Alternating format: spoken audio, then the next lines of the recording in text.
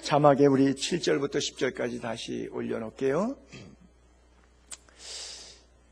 오늘 본문은 이렇게 시작합니다. 너희가 옛날에 참 예수 잘 믿었는데, 믿음 생활 참 잘했는데, 신앙의 경주를 참 잘했는데, 어느 날 너희들 귀에 누가 와가지고 뭐라고 자꾸 부정적인 얘기를 반복하다 보니까 진리를 막은 거죠. 하나님의 말씀이 안 들리게 한 거죠. 예수 그리스도에 대해서 순종한 마음이 없게 만드는 거죠. 자꾸 귀동냥을 통해서 귀가 망하게 됐다. 진리를 순종하지 못하게 됐다. 누가 그렇게 했느냐? 물론 사탄이 그렇게 한 거죠. 그러면 그 소리를 잘 분석해봐라. 갈라디아 교인들아, 내용을 잘 분석하면 그 말이 누구 말인가? 그리고 사도 바울은 정확하게 집어내고 있어요. 그 말, 그 권면, 그 얘기는 너희를 부르시니 성부, 성자, 성령 하나님의 음성이 아니다, 이렇게 얘기하고 있어요. 그런데 이게 아무것도 아닌 것 같은데, 말 한마디 툭 던졌는데 작은 누룩인데 보잘것없는 것 같은데, 이게 갈라디아 교회 공동체에 엄청나게 파장을 일으켰단 말이에요. 온 덩어리에 퍼지게 됐단 말이에요. 그러나 그것을 수습하면서 사도 바울이 10절에는 그렇게 되었지만 나는 확신한다. 하나님의 교회는 하나님이 역사해 주실 것이고, 너희 거룩한 성도들은 너희들의 마음을 하나님이 붙잡아 주시기 때문에 딴 생각, 딴 말, 딴 마음 품지 않을 줄로 내가 그렇게 믿는다. 그리고 자꾸 이렇게 수상질하게 되면 너희를 요동하게 하는 자, 너희 신앙의 근간을 자꾸 흔들도록 부정적으로 얘기하는 사람, 하나님이 반드시 심판한다. 그 굉장히 무거운 이야기를 지금 사도 바울이 시작하고 있어요. 여러분, 목사라고 다 거듭나지 않은 것 같아요. 성도라고 다 거듭난 성도만 나와 있지 않은 거예요. 왜 교회가 힘들죠? 고린도 교회 우리가 강해서를 들어봤지만, 또 갈라디아 계속 강의하고 있지만, 왜 그렇게 초대교회 뜨거워? 아니, 예수 믿으면 걸려서 죽고 로마의 순교 박해를 사는데 그 엄청난 환난 속에서도 예수 믿는 사람들이 자기들끼리는 목숨을 담보하고 예수 믿는데도 왜 뜨거움이, 신실함이, 경건함이 없이 이렇게 자꾸 부딪히죠? 신기하죠? 왜냐하면 교회는 영적 집단이기 때문에 끊임없이 사탄이 목사 안에 들어와서 교회를 어지럽힙니다. 사탄이 장로 속에 들어가서 섭섭하면, 내가 이 교회 장로인데 나를 무시해? 이런 마음을 주는 거예요. 내가 목사인데 나를 무시해? 이런 마음 주는 거예요. 내가 이 교회 창립 멤버인데 나를 무시해? 내가 이 교회에다가 그동안 헌금을 얼마 했는데 나를 무시해? 자꾸 사탄이 이런 마음속에 충동지를 줘서 하나님의 은혜와 도우심과 은총 아래서 내가 섬길 수 있음을 감사하는 것이 아니라 반대로 내 의가, 내 공로가 막 드러나기 시작하면서 분노가 일어나기 시작하는 거예요. 사도 바울이 그래서 오늘 말씀하는데, 바른 신앙생활의 특징, 즉 갈라디아서 전체의 맥락을 보게 되면 바른 신앙의 핵심을 두 단어로 정의하고 있어요. 하나는 자유함이고 또 하나는 사랑함입니다. 그래서 너희가 자유를 위해서 부르심 받았다. 즉 죄의 종으로부터, 죄의 노예로부터, 사탄이 시키는 대로 분노하고 사탄이 시키는 대로 싸우고 사탄이 시키는 대로 끌려다니고 완전 사탄 죄의 종로로 했다 이거예요. 그러나 그 종의 자리로부터 자유를 위해서 부르심을 받았는데, 이제 난 예수 믿고 구원받으니까 자유하게 됐다. 그래서 네 마음대로 방종해라가 아니라 그 자유는 왜 주어졌느냐? 하나님을 더 잘 섬기라고, 내 이웃을 더 잘 섬기라고, 그것을 하나님 사랑, 이웃 사랑을 실천하는 도구로 사용하라고 나를 해방시켜주고 나를 노예에서 종에서 자유롭게 만들어 주셨다. 그래서 자유함, 그리고 또 하나가 사랑함입니다. 자유롭다고 하는 것은 억지로 하고 인색함으로 하고 이런 것이 아니라 기쁨으로 하고 자발적으로 하고, 여러분 교회 다니시는 것, 자꾸 남편이 가자 그래서, 아내가 가자 그래서, 부모가 가자 그래서 할 수 없이 억지로 끌려 나왔습니까? 아직 여러분이 하나님의 은혜 안에 참된 자유함을 못 봐서 그래요.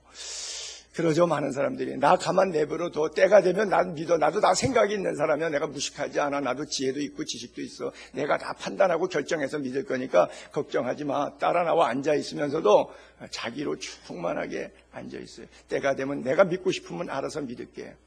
여러분, 여러분들의 생각과 말이 여러분 입장에선 틀리지 않은데 성경은 그렇게 말하고 있지 않고요. 어떻게 메시지를 주고 있냐면 여러분들이 믿고 싶다고 믿어지지 않습니다.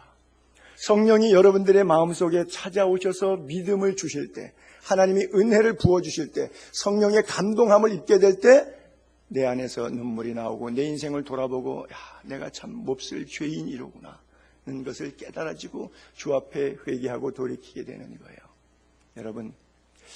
여러분들 어떻게 교회에서 설교할 때마다 여러분들 정말 극악무도한 죄인들입니다. 이런 얘기하면 참 듣기 싫어요. 그런데 제가 이렇게 표현해 볼까요? 여러분들의 죄의 수준이 어느 정도라고 생각하세요? 여러분들의 죄악상이 어느 정도라고 생각하세요? 제가 볼 때는 국가 대표급입니다. 대표로 나가셔도 돼요. 여러분보다 이길 만한 사람 없어요. 아주 국가 대표급입니다. 그 정도로 여러분들 죄가 많아요, 우리에게.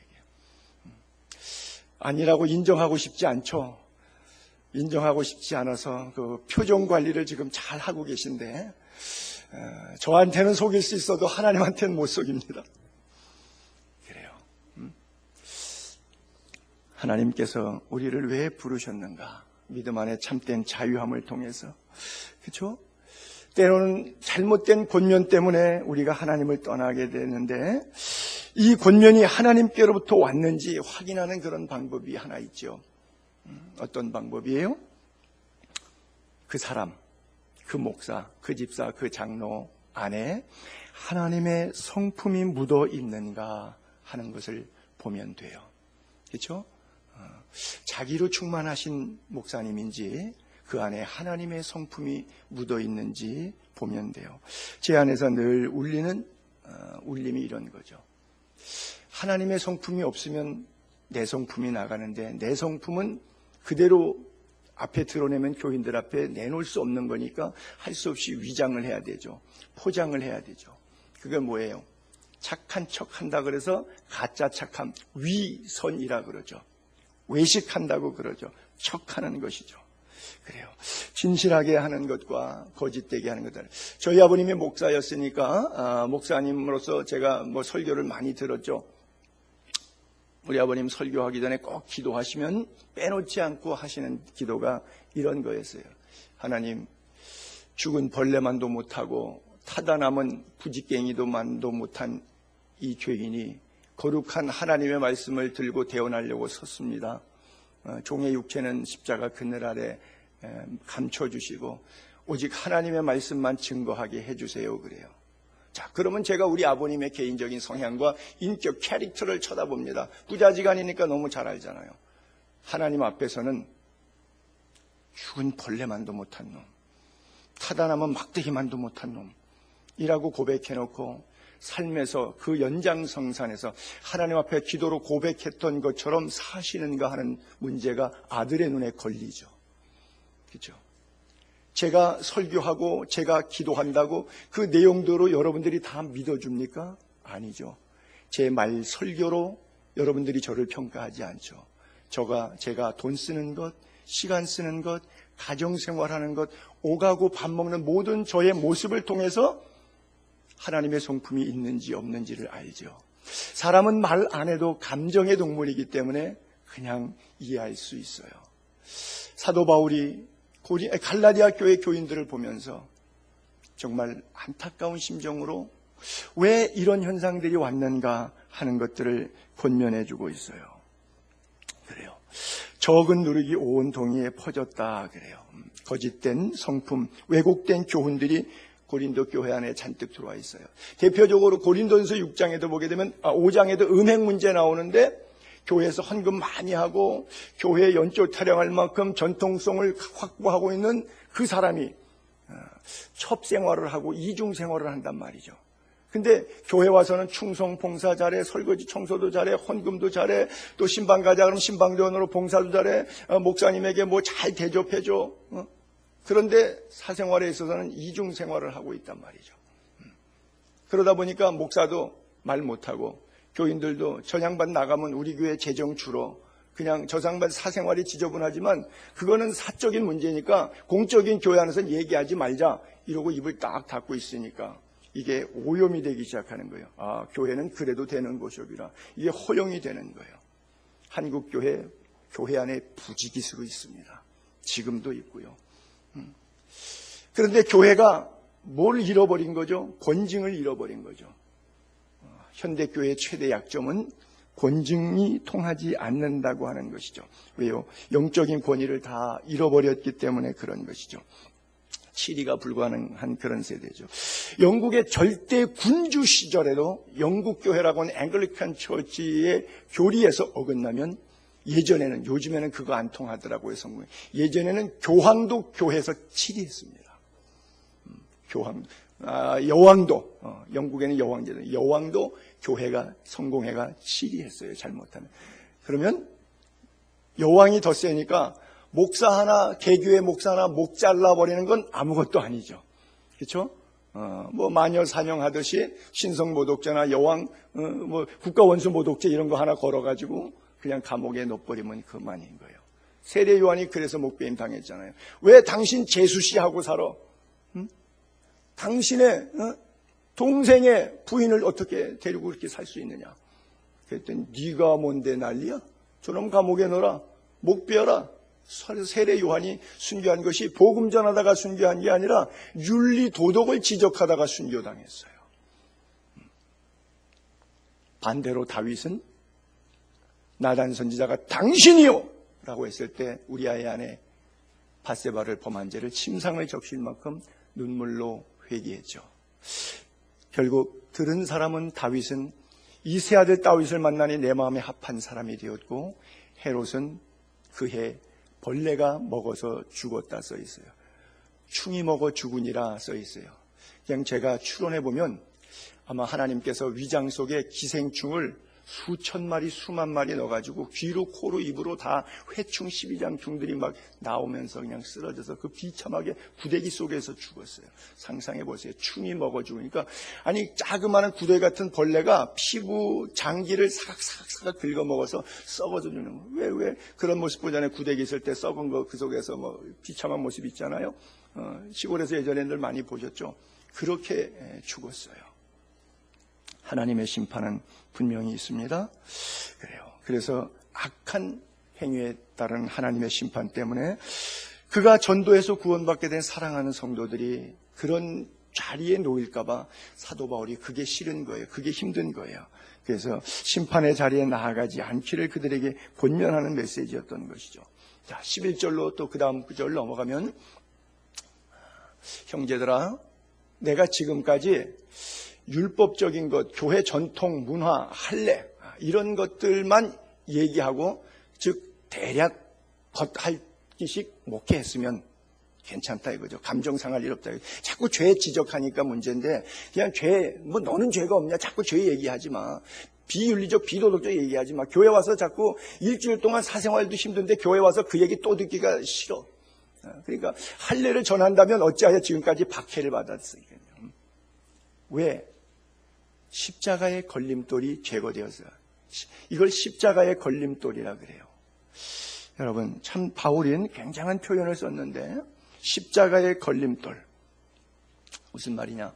듣기 편안한 설교가 있고 듣기에 거북한 소리가 있는데 설교가 있는데 왜 자꾸 사도 바울이 듣기 불편한 이야기를 하느냐는 뭐예요? 회개를 촉구하는 거잖아요. 삶의 바른 방향을 지시하고 있잖아요. 왜? 성경이 그에게 감동을 내서 성경을 쓰잖아요. 사도 바울이 많이 성경을 썼잖아요. 바울 서신들. 그럼 뭐예요? 성경이 주신 목적은 구원인데 구원의 과정을 이루기 위해서 first step, 4단계로 나는데 교훈과 책망과 바르게 함과 의로 교육하기에 유익하니 너희를 온전한 사람으로 만들어서 선한 일을 행하게 만드시려고 성경책을 우리에게 주셨다는데 그 책을 사도 바울이 완성해 나가잖아요. 성령의 감동함을 입으니까 그 메시지를 그대로 주다 보니까 바울이 성경을 썼잖아요. 그러니까 설교가 성경이잖아요. 그 성경의 핵심이 뭐예요? 교훈과 책망과 바르게 함과 의로 교육하는 것이잖아요. 그러니 이게 받기에 너무 힘든 거죠. 누가 모르나 알지만 그래도 자꾸 끄집어 올리지 않았으면 좋겠다. 그냥 침전대에서 나 건들지만 않으면 침전물이 올라오지 않으니까, 똥물이 올라오지 않으니까 그냥 가만 나 건드리지만 말고 놔둬. 그러는데 이게 안 건드린다고 안 건드려지는 게 아니잖아요. 옆에서 통을 치거나 내부에서 작대기가 한번 휘저어지면 다시 옛것이 다 들어 올라오는 것이죠. 왜요? 근본적으로 하나님의 성령이 그 침전물들을 끄집어내서 완벽한 성령의 불로 물로 씻어 주시든지 불로 태워주시든지 우리들의 안과 박을 다 닦아서 정결한 하나님의 사람으로 만들지 않는 한 여전히 반복될 수밖에 없는 우리들의 죄성 때문에 강력하게 도전하니까, 자꾸 그 얘기를 하니까, 십자가 전하고 복음 전하니까 이게 그들에게는 걸림돌이 되는 거예요. 걸림돌. 십자가가 걸림돌이 아니죠? 그럼에도 불구하고 이 십자가와 회개의 복음이 그들에게는 걸림돌이 됐다. 내가 목회하면서 할례만 전하면 비위 맞춰주고 전통과 문화가 그러니까 그 따라주고 이러면 내가 박해받을 일 없다는 거죠. 그러나 자꾸 십자가를 얘기하고 회개의 복음을 이야기하니까 사이에 걸림돌이 됐다. 그렇게 이야기하고 있어요. 할례만 전한다면, 여러분, 구원이 할례에서 오지 않잖아요. 할례가 뭐예요? 남성 표피 베는 거잖아요. 아니, 남성 표피 베면 구원받고 천국 가는 겁니까? 말이 안 되잖아요. 근데 이걸 자꾸 주장하는 거예요. 할례를 주장하는 거예요. 그러니까 사도 바울이 보니까 땅을 칠 일이에요. 어떻게 남성 포경 수술하면 천국 가고 구원받는다는 교리를 붙잡고 있냐는 거죠. 어떻게 그런 말도 안 되는 종교심을 가지고 구원 논리를 얘기해 나가냐는 거죠. 그게 아니고 회개하고 회개에 합당한 열매를 맺어야 된다고 이야기하니까 그들이 소화가 안 되는 거예요. 왜? 자기 사생활의 삶이 하루아침에 뒤집어져서 개가 천선하고 새 길을 걸어가야 되는데 그렇게 하기에는 적응되지 않은 거죠. 자기가 살아왔던 삶의 방식을 송두리째 바꾼다는 것이 좀처럼 쉬운 일이 아니기 때문에 이게 걸리는 거예요. 여러분, 그래서 육체의 소욕은 성령을 거스립니다. 성령이 들어오면 육체의 소욕을 저항합니다. 이 싸움이, 영적인 싸움이 계속되는 게 로마서 8장 올려보시면 바로 사도 바울이 그렇게 표현해요.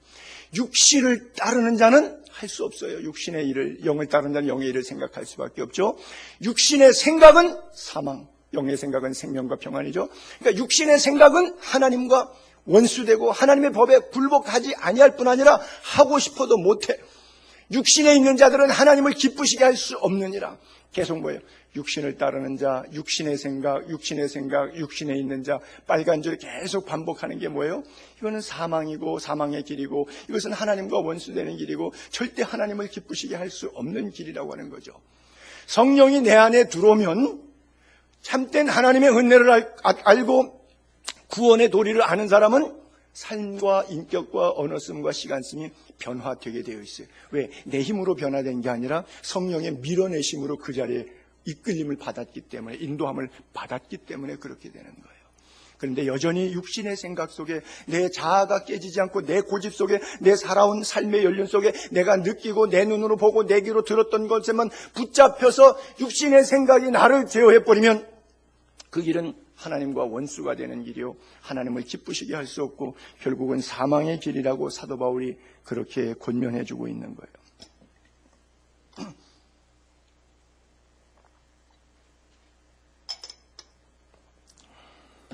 12절 볼게요. 본문 12절. 너희를 어지럽게 하는 자들은 스스로 배워버리기를 원하노라 그래요. 여러분들, 사랑하는 예수의 교회 성도님들이요, 예수 믿기 전에 가졌던 습성이 예수 믿은 다음 생각해 보니까 하나님이 기뻐하지 않는 일이라 그러면 최선을 다해서, 하루아침에 되지는 않겠지만 최선을 다해서 한번 그 부분에 대해서 정리하도록 노력해 보세요. 옛사람, 옛 구습, 옛 행실, 옛 언어, 이것을 자꾸 죽이세요. 위의 것을 사모하는 자는 자동적으로 땅에 있는 지체를 죽이게 되어 있고요, 천성을 사는 사람은 이 땅에서의 삶이 자기가 행복하기 때문에 안 올라갔지만 아직 이 땅의 삶이 천국 삶을 살게 되어 있는 거예요. 여러분 가슴에 하나님의 나라가 임하게 되기를 바랍니다. 신앙생활은 결단의 연속입니다. 그렇잖아요. 인생길 자체가 결단의 연속이에요. 엘리야가 그러잖아요. 다 이세벨 앞에 엎어져서 심지어 목회자들까지 이스라엘 제사장들까지 전부 바알 제단으로 가버리고 아세라 제단으로 가버리고 주의 종들 선지자들까지도 다 흩어져 버리고 백성의 마음은 더 말할 나위도 없는 것이죠. 그나마 주때 있다는 주때 있다고 생각할 수 있는 성직자들까지 그냥 돈 몇 푼에 다 휩쓸려 버리니까 일반 백성들이야 밥 먹고 살아야 되는데 이세벨의 말을 안 따를 수 없죠. 그러니까 바알과 아세라 제단에는 와 모이는데 여호와의 제단에는 사람이 없는 거예요. 6월절을 못 지킨 자가 오래고 성전 불 꺼진 지가 오래되는 거예요. 그래서 엘리야가 나만 남았다고 표현하지 않습니까? 그때 뭐라고 말하죠? 갈멜산에서 불릴 때 백성들을 모아놓고 너희가 어느 때까지 머뭇하려느냐. 양다리 걸치기 신앙생활을. 당신들 생각에 바알이 세상의 문화가 정욕적으로 사는 것이 내 인생이 내 것이니까 내 맘대로 산다고 하는 바알과 아세라가 참 하나님이면 바알과 아세라를 섬기십시오. 반대로 여호와 하나님이 참 하나님으로 생각한다면 바알적 신앙을 버리십시오. 아세라적 신앙을 버리십시오. 여호와 하나님만 섬기십시오. 둘 중에 하나를 결정하십시오라고 촉구합니다. 70의 목사 담임을 해가지고 130에 돌아가실 때까지 40년 동안 목회했던 여호수아가 모세의 후계자죠. 그분이 마지막 40년 목회 정리하고 죽기 전에 백성들 앞에 모아놓고 뭐라 그랬어요? 하도 양다리 걸치기 하니까 여러분 결정하십시오. 결단하십시오. 여러분들이 하나님이라 그러면 정말 하나님만 섬기십시오. 그것이 아니라고 생각하면 여러분들이 애굽에서 섬겼던 그 신을 섬기든지 약속의 땅 가나안에 들어왔을 때 7족속이 섬겼던 그 신들, 주로 바알과 아세라가 중심이었죠. 이 신을 섬기든지 옛날 거 섬기든지 지금 거 섬기든지 어떤 우상 섬기든지 어차피 우상이니까 마찬가지니까 당신들 마음이 편한 대로 가서 섬기십시오.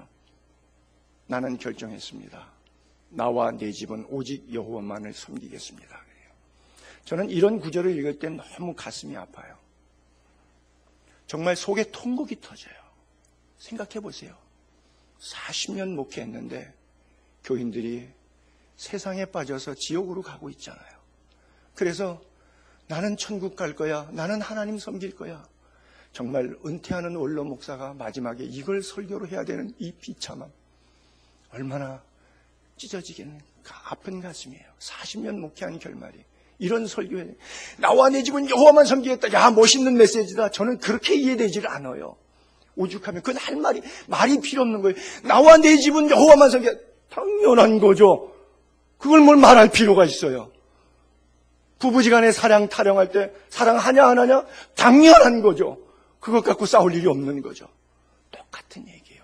하나님 사랑하느냐 안 사랑하느냐? 하나님 나 사랑해요 안 사랑해요? 하나님 나 왜 이렇게 힘들게 해요? 당연한 얘기를 우리는 하지요. 얼마나 가슴 아픈 이야기예요. 나와 내 집은 여호와를 섬기겠다고요. 멋쟁이 결단 같지만 왜 그런 이야기가 필요한지 과정을 돌아보면 너무 가슴 아픈 이야기예요. 거듭난 성도님들, 정말 하나님만이 여러분들의 인생의 주인공 될 수 있게 되기를 바랍니다. 본문의 핵심인데 13절 볼게요. 형제들아 너희가 자유를 위하여 부르심을 입었다. 죄로부터의 자유, 해방을 위해서 하나님이 아무개야 하고 콜링, 부르심, 구원을 받았어요. 자유 때문에 구원받았어요. 옛날엔 자유하지 않았어요. 죄의 종로로 됐어요. 마귀 시키는 대로 했어요. 육신의 정욕대로 살았어요. 이제는 하나님이 아무개야 하고 불러주셨어요. 교회라고 하는 것이 엑소더스 탈출이란 말이고 글리시스 초청한 거예요. 탈출시켜서 이쪽 동네다가 다시 재모아놓은 거예요. 부르심받은 백성들의 공동체예요. 그래서 자유를 위해서 부르심 배우는데 그럼 그 교회 안에 에클레시아 안에 들어온 부르심받아서 따로 떼어서 모인 공동체 속에 있는 사람들은 야 이제는 자유다. 내 맘대로 해도 된다가 아니라 그 자유로 육체의 기회를 삼지 말고 정권만 바뀌면 대통령이 3,800명의 기관장을 임명할 수 있는 권한이 있고 연간 400조를 만질 수 있는 결정권이 있잖아요. 대통령에게. 국회가 물론 그것을 승인해 주고 돈이 부족하면 또 더 빌려주세요. 그러면 추경 예산을 하고 그러잖아요. 대통령이 쓸 수 있는 1년의 돈이 400조입니다. 3,800명의 수장들을 세워가지고 정치를 할 수가 있어요. 그 사람들 줄 수 있는 월급의 액수가 얼마고 3,000명의 수하를 거느릴 때 그 조직의 방대함이 얼마예요. 그 엄청난 파워, 자유를 가지고 이승만 장로님이, 김영삼 장로님이, 이명박 장로님이, 이희호 장로님이 뭐 하셨습니까? 자식들, 형제들 전부 뇌물 해먹는 것밖에 더 했습니까?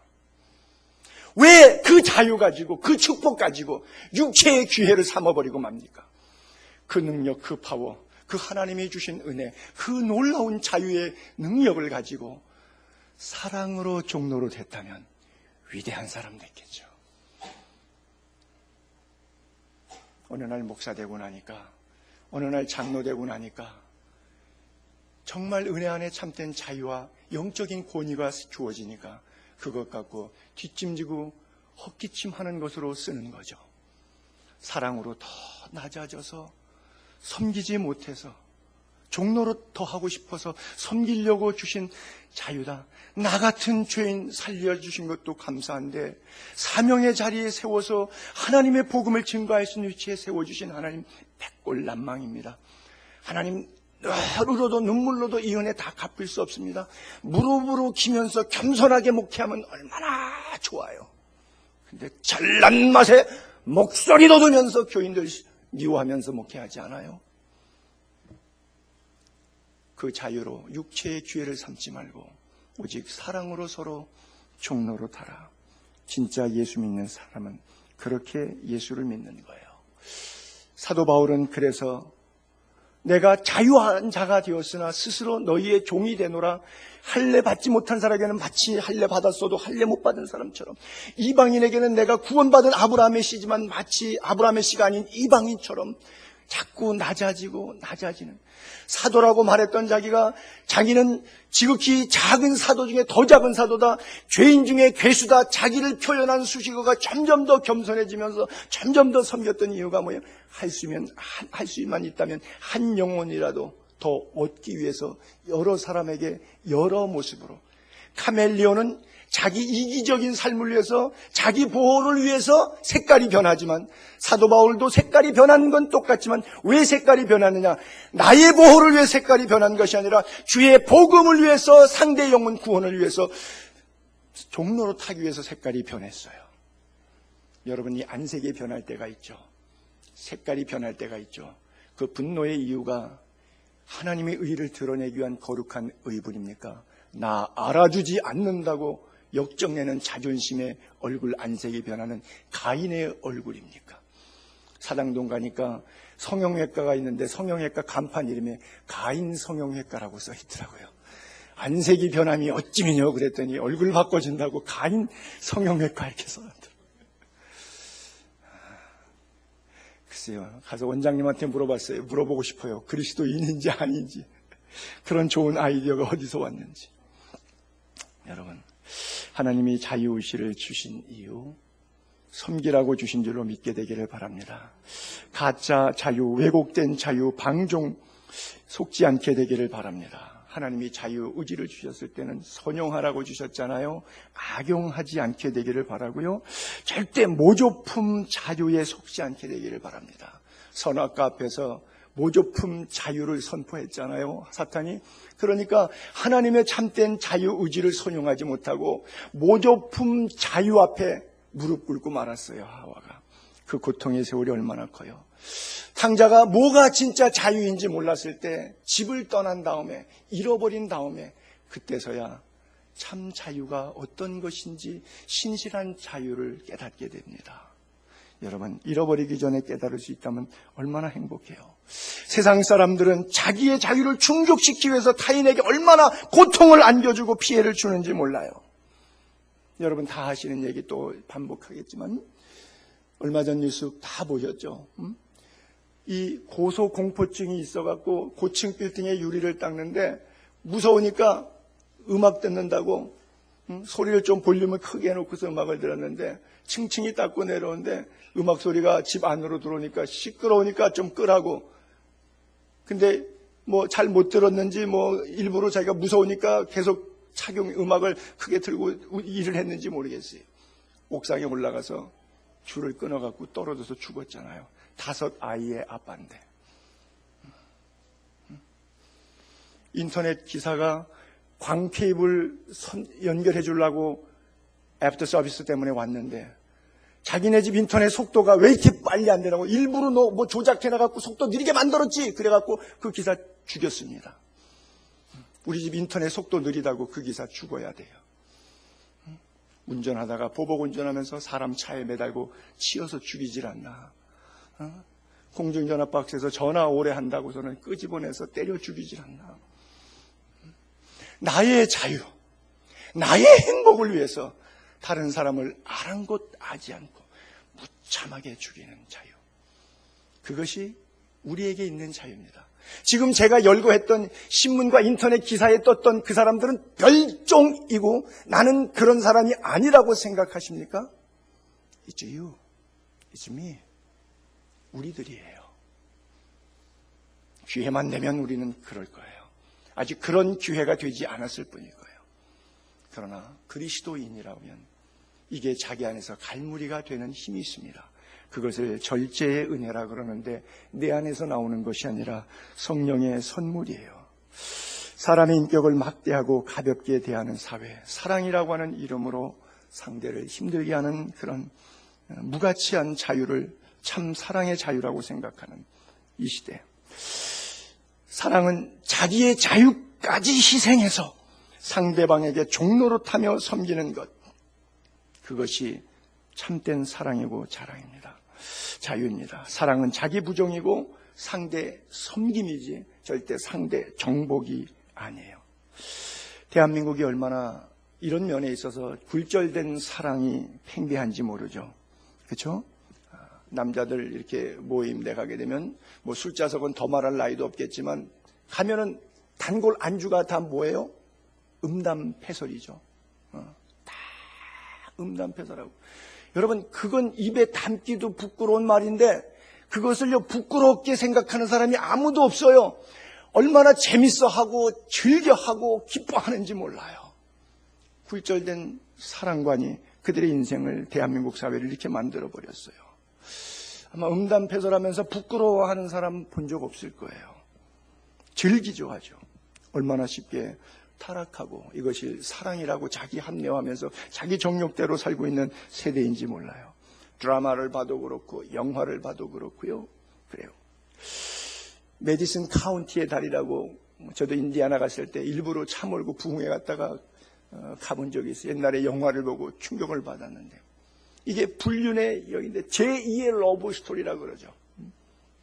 남편이 아들하고 먼 길을 떠나서 집을 며칠간 비우게 되었는데 그 마을에 사진작가가 강딸이 멋있는 거 찍겠다고 왔는데 약 50대 된 남녀의 사람들이 불륜을 저지르는데 그 아름다운 사랑 때문에 여자가 가정을 버리고 그 남자를 따라간 너무너무 아름답게 극적으로 묘사되고 있어요. 뉴욕에서 이게 나와갖고 책으로 팔려나가는데 37주 동안 1위 베스트셀러가 됐어요. 여러분 베스트셀러 책 이렇게 해갖고 한 달 가기가 쉽지 않습니다. 또 다른 책이 이겨요. 그런데 37주면 9개월 동안 판매 1위를 기록했어요. 전제국이라고 전두환의 아들 그 시공사 사장이죠. 그 시공사에서 이 메디슨 카운티의 책을 뽑아 출판했습니다. 1993년도에. 그런데 대한민국 역사의 기록을 깼어요. 출판 사상 최단시간 내 100만 부 돌파해버렸어요. 보통 저도 책을 써봤는데 초판 찍을 때 보통 저 같은 일반 사람들이 2,000부 내지 3,000부를 초판 찍습니다. 근데 100일 안에 최단시간 안에 100만 부 이상이 팔렸는데 하루에 10,000권이 팔린 거예요. 만판씩 매일 찍어야 될 정도로 100일을 갔어요. 대한민국에서도. 오페라, 뮤지컬, 책, 드라마, 무비 도배되고 있는데 왜 그렇게 열광하고 좋아하죠? 나의 이야기인데 대리만족을 주고 너무 행복해. 내 죄가 그것 때문에 가려지는 거예요. 그렇게 살고 있는 사람들이 죄성을 느끼다가 이거 아름다운 거로구나. 사람들이 이렇게 좋아하는 거로구나. 나만 그러는 게 아니라 쟤도 그렇고 얘도 그렇고 인류가 그러는 거로구나. 보편 타당성 있는 사랑으로 받아들이는 거죠.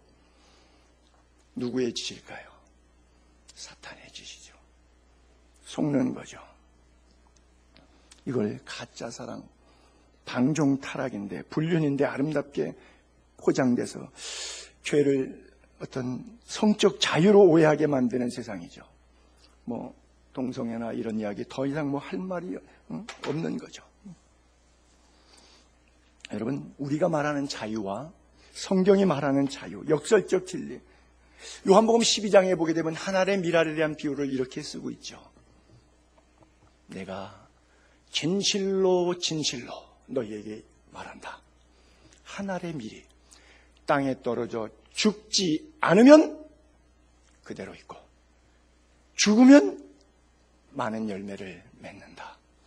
자기 생명을 사랑하는 자는 잃어버린다. 그러나 이 세상에서 자기의 생명을 미워하는 자는 영생하도록 보존하리라.